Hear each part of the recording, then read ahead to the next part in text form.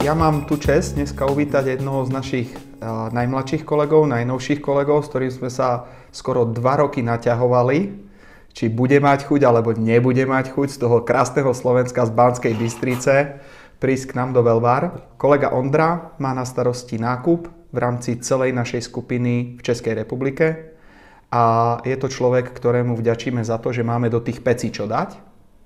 Ondro, ja by som sa ťa chcel opýtať, aká je vlastne história tvojho pôsobenia v oblasti šrotu minulá a aká je tá súčasná pozícia? Ako vnímaš svoju pozíciu?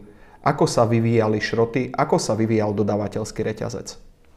Tak vzhľadom na to, že naše výrobné portfólio v predchádzajúcej spoločnosti bolo totožné, len s menším objemom výroby, dá sa povedať, že prechádzal som alebo teda mal som na začiatku pocit, že prejdem z jednej firmy do druhej a až tak veľa sa pre mňa nezmení. Avšak tie firmy sú si veľmi odlišné. V predchádzajúcej spoločnosti sme dbali na to, aby sme dokázali z nízko výťažných alebo materiálov, ktoré nikto nechcel alebo ťažko sa spracovávali, dostali to maximum a snažili sme sa urobiť to čo najlepšie.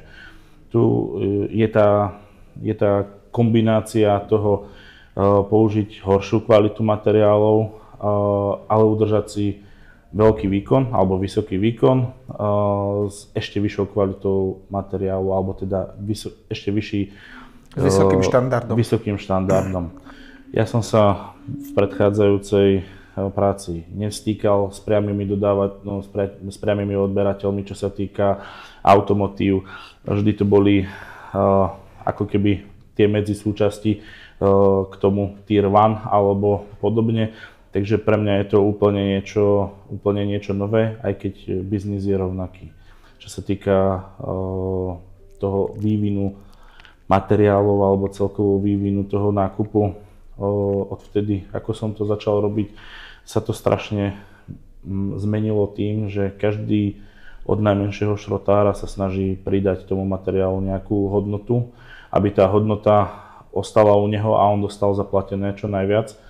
To znamená, že v minulosti sa dal nakúpiť materiál z jednej kopy a vy ste si dokázali vytriediť od najcennejších primárnych plechov až po sekundárnu výrobu a za jednu cenu, povedzme, že vtedy v tej dobe to bolo za facku, kde dneska každý pozná hodnotu materiálu a snaží sa v tom zlepšovať.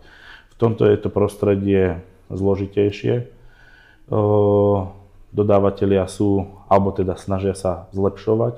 To znamená, že kvalitatívne vedia roztriediť ten materiál, lebo požadujú aj pomerne vysoké ceny.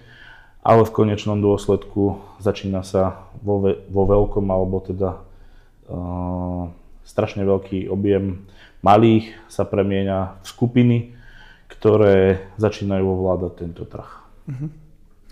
A kde vidíš z tvojho pohľadu najväčšiu pridanú hodnotu závodov, ako sme my, na recykláciu hliníku, na recykláciu hliníkového odpadu? Kde vnímaš našu najvyššiu pridanú hodnotu pre spoločnosť, vlastne pre život? Ty máš malú dcéru, tak ako to vnímaš? Ako vnímaš tú recykláciu v dopade na jej život?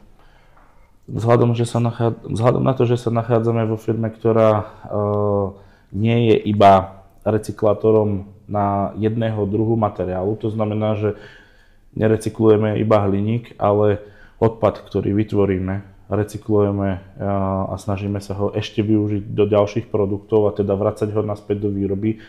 Pre mňa je toto ešte vyššou pridanou hodnotou, pretože môžeme sa baviť o tom, že niekto je recyklátor hliníkového šrotu, ale stále všetci dobre vieme, že nejaký odpad sa tvorí a pre mňa je dôležité z môjho laického pohľadu, kde ten odpad v konečnom dôsledku končí.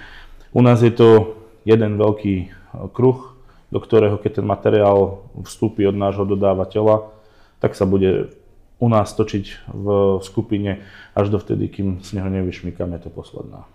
Takže v podstate z tvojho pohľadu my spracovávame materiál, ktorý je na konci životného cyklu a vraciame ho naspäť do života. Áno. Zároveň odpad, ktorý vytvoríme, zhodnotíme a opätovne ho vieme použiť. To je tiež veľmi dôležité. A vedel by si v jednoduchosti popísať, aké vlastne všetky druhy odpadu, prípadne vstupu my používame pre našu výrobu? Tak môžeme začať asi od tých najzákladnejších, ktoré používajú asi všetci, alebo teda materiál, ktorý dokážu spotrebovať všetci, ktorí majú pec. To znamená, že od rôznych kusových materiálov, výrobných odpadových materiálov, ako sú bloky motorov alebo prevodovky, kde tá čistota dosahuje skoro 100%, až po tie najnižšie kvality, kde sa bavíme o struskách alebo teda steroch, rôznych šredrovaných materiáloch, brikety, špony, to znamená materiál znova z produkcie, ale už je to z nejakého typu obrábania, až k tým, povedzme, že najhorším alebo najmenej kvalitným materiálom, kde sa bavíme o znečistených plechovkách, fóliách a štoploch, ktoré žiaľ svojou podstatou sú z môjho pohľadu ako keby najhoršie spracovateľný materiál a nie je vždy vhodný pre každú výrobu. Takže od najčistejších až po tie najšpinavšie materiály sa vieme popasovať a myslím si, že v konečnom dôsledku je to namiešaný ten koktejl tak, aby to dávalo logiku a aby sme sa stále držali na vysokých štandardoch našej kvality. Ešte jednu otázku by som si dovolil a to je otázka vstupnej kontroly kvality. Vieme, že je veľmi dôležité posúdiť ten vstupný materiál priamo pri jeho prevziatí do výroby, do výrobného procesu v závode. Ako vnímaš ty proces vstupnej kontroly kvality? Aké nástroje máš preto, aby si dokázal dobre vyhodnotiť materiál, ktorý prichádza do nášho závodu? V tomto sme to smerovali skôr na mňa, ale kolegovia, ktorých máme alebo ktorí pracujú na tej vstupnej kontrole, majú niekoľkoročné skúsenosti. To znamená, že mimo toho, že máme nejaké postupy, ktoré by sme mali dodržiavať a ktoré sú jasne predpísané na každý jeden druh materiálu, čo sa týka odberu vzorky, čo sa týka tavenia, vyhodnotenia, až po finálnu verziu celkového vyhodnotenia dodávky. Tento nástroj, alebo teda toto je jediný nástroj a naša obrana voči zákazníkom, ktorí síce deklarujú nejakú kvalitu materiálu, ale dodávajú úplne niečo iné, alebo teda snažia sa ten systém jemne deformovať alebo ohnúť.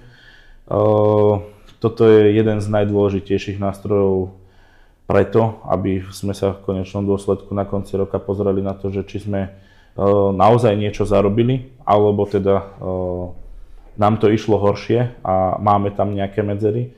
Takže pre mňa toto oddelenie, alebo teda táto súčasť nákupu je extrémne dôležitá. Je potrebné sa neustále zlepšovať, čo sa týka vedomostí, pretože tie materiály síce vyzerajú rovnako, ale nie, alebo teda vyzerajú rovnako, ale skrývajú oveľa horšie veci. Byť keď si pozrieme nejaké rezné emulzie, ktoré boli pred 10 rokmi a kde sú teraz. Hej.